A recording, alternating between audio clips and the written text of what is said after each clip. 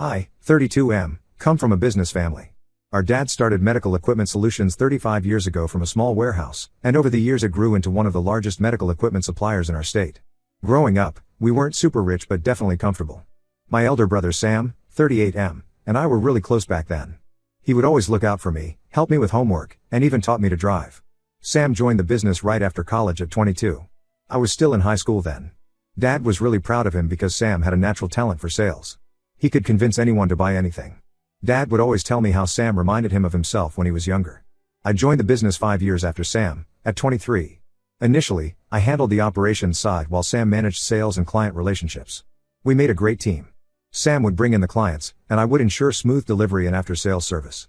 Dad was happy seeing us work together. Things started changing about 7 years ago when Dad got diagnosed with lung cancer. He fought it for 2 years but eventually passed away 5 years ago. In his will, he left the business to both of us minus 55% to Sam and 45% to me. His reasoning was that Sam had been in the business longer and was more experienced. I was completely fine with this arrangement. At first, everything went smoothly. Sam handled the commercial side while I focused on operations, logistics, and technology upgrades.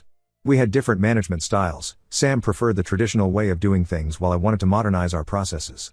This sometimes led to disagreements but nothing major. The problem started about 2 years ago. I noticed Sam having frequent meetings with board members without informing me. When I asked about these meetings, he would brush it off saying they were just casual catch-ups. Around the same time, I also noticed that my suggestions in board meetings were being shot down more frequently, even though they had merit.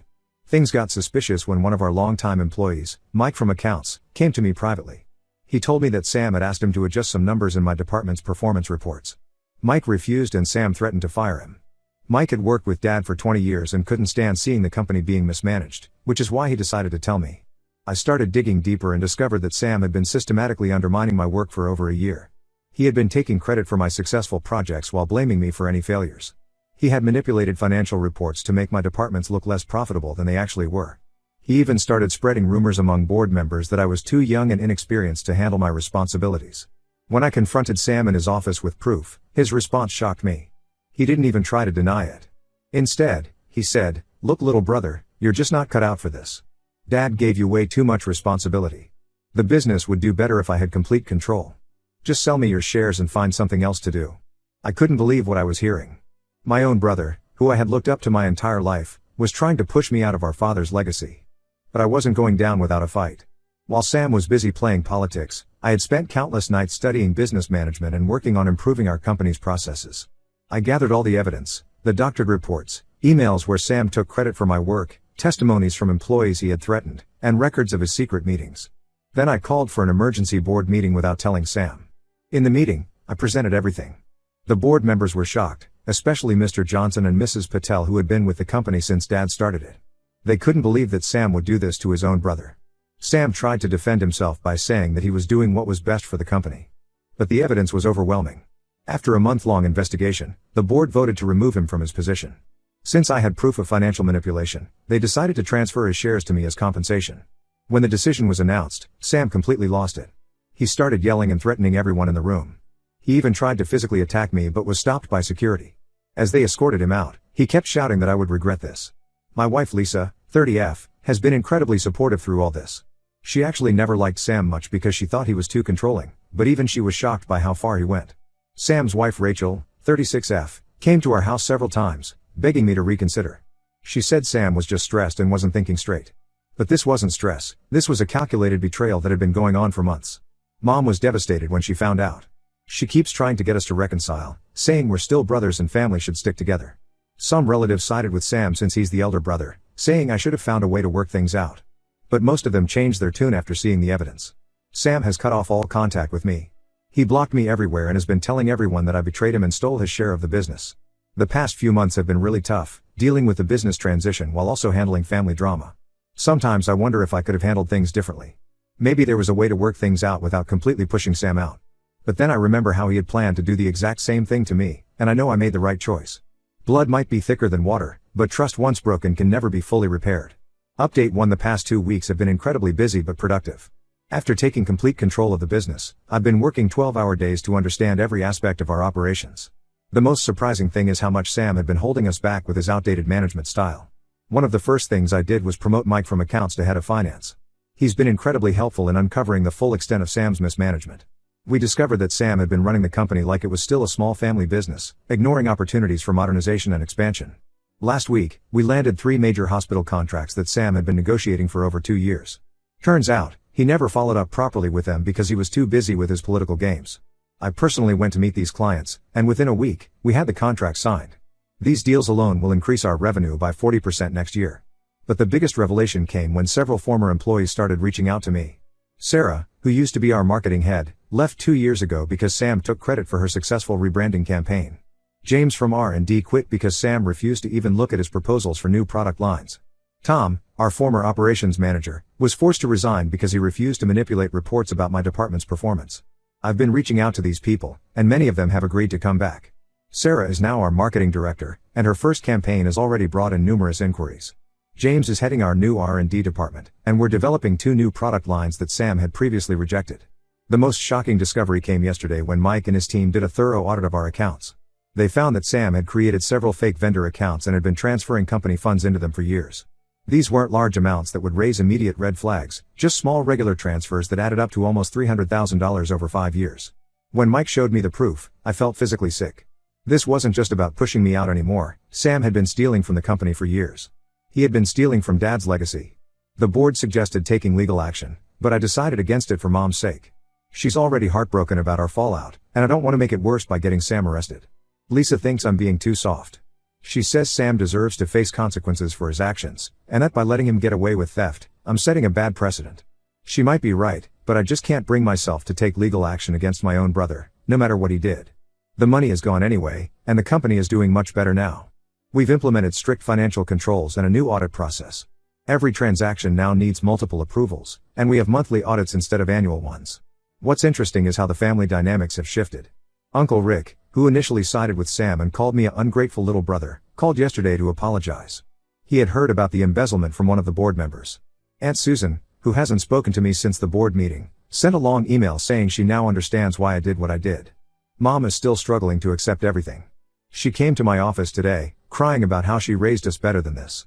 I showed her some of the proof of Sam's actions, but I couldn't bring myself to tell her about the embezzlement. Some truths are better left unsaid. The employees seem happier now. We've improved the benefits package, introduced performance bonuses, and started an employee suggestion program. The toxic environment that Sam created is slowly disappearing. People are no longer afraid to speak up or share ideas. I've also started a management trainee program, something Sam always opposed. We're giving fresh graduates a chance to learn and grow with the company. Dad always believed in giving people opportunities, and I want to continue that legacy. I'm working on expanding our product line and exploring new markets. We're also upgrading our technology and automating many processes that Sam insisted on keeping manual. The business is growing faster than ever, and for the first time, I feel like I'm truly honoring Dad's legacy. Lisa has been my rock through all of this. She helps me maintain perspective when I start doubting myself.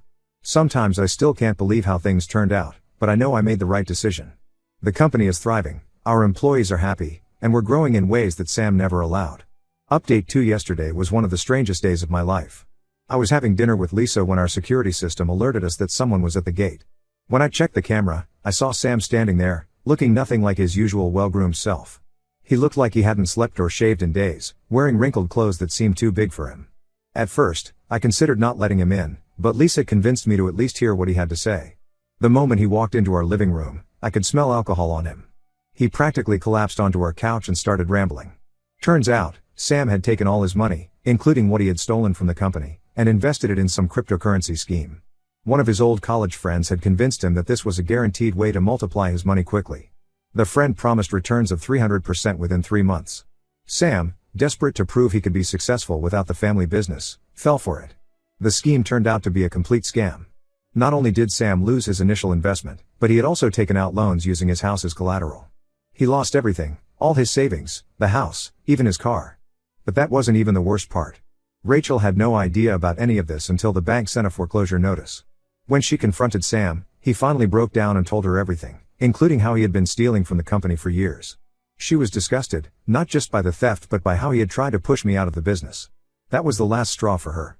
Last week, while Sam was out trying to find a job, Rachel packed up her things and the kids and moved in with her parents. She left him a note saying she was filing for divorce. She couldn't trust him anymore, and she didn't want their kids growing up thinking his behavior was acceptable. That's when Sam showed up at my door. He said he needed my help to get back on his feet. He wanted me to either give him a position in the company or lend him enough money to start his own business. He kept saying he had changed and learned his lesson. Lisa, who had been quietly listening until then, couldn't hold back anymore. She reminded him of how he had tried to destroy my career, steal my share of Dad's legacy, and how he had been embezzling money for years. She asked him if he had even come to apologize for what he did. Sam's response was telling.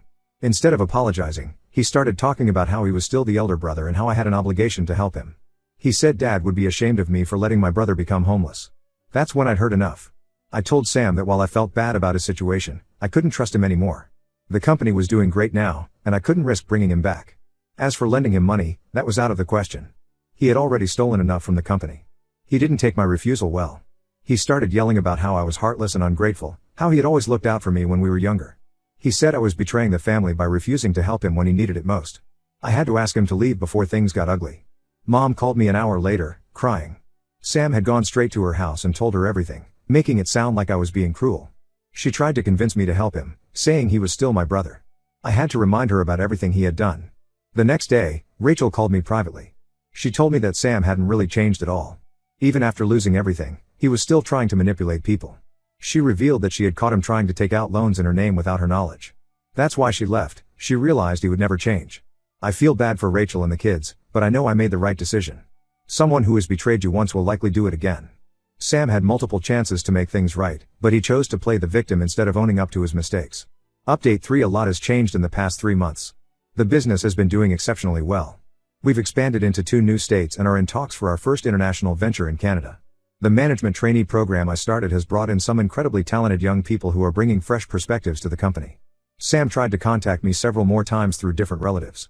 Aunt Susan called saying he was sleeping on her couch and needed help getting back on his feet. Uncle Rick came to my office saying Sam was ready to sign any legal document promising he wouldn't interfere in the business. Even our childhood friend Mark reached out, telling me Sam had changed and deserved another chance. I maintained my stance and refused to help. 2 weeks ago, Rachel's divorce was finalized. She got full custody of their kids with Sam getting supervised visits once a month. She told me that during the divorce proceedings, they discovered Sam had hidden gambling debts along with the cryptocurrency losses. The total amount he lost was way more than what anyone had imagined. Mom still thinks I should help him, but even she has started to accept that Sam brought this upon himself. Last week, during Sunday dinner, she didn't bring up Sam for the first time since everything happened. Instead, we talked about the baby Lisa and I are expecting, and how excited she is to become a grandmother. I heard through the grapevine that Sam finally moved to Arizona to live with some old college friends. He's apparently working at a car dealership now. Some relatives still think I'm cold-hearted for not helping my brother when he hit rock bottom, but they don't know the whole story. They don't know about the gambling debts or how he tried to take loans in Rachel's name. The company is reaching new heights. Our employee satisfaction scores are at 92%, and we recently won an industry award for innovation. The new product lines that James developed are doing incredibly well, and Sarah's marketing campaigns have made us the most recognized brand in our sector. Lisa is 5 months pregnant now, and we're expecting a boy. We've decided to name him after Dad. This has made me even more certain about my decision to keep Sam away. I don't want my son growing up around someone who thinks it's okay to betray family and steal from them. I've instructed all department heads not to share any information about the company with Sam or anyone asking questions on his behalf. Some people might think I'm being paranoid, but I'd rather be safe than sorry. Rachel told me that even after everything, Sam still talks about how he built this company and how I stole it from him. Mom asked me last week if I would ever forgive Sam. I told her that while I might forgive him someday, I will never trust him again.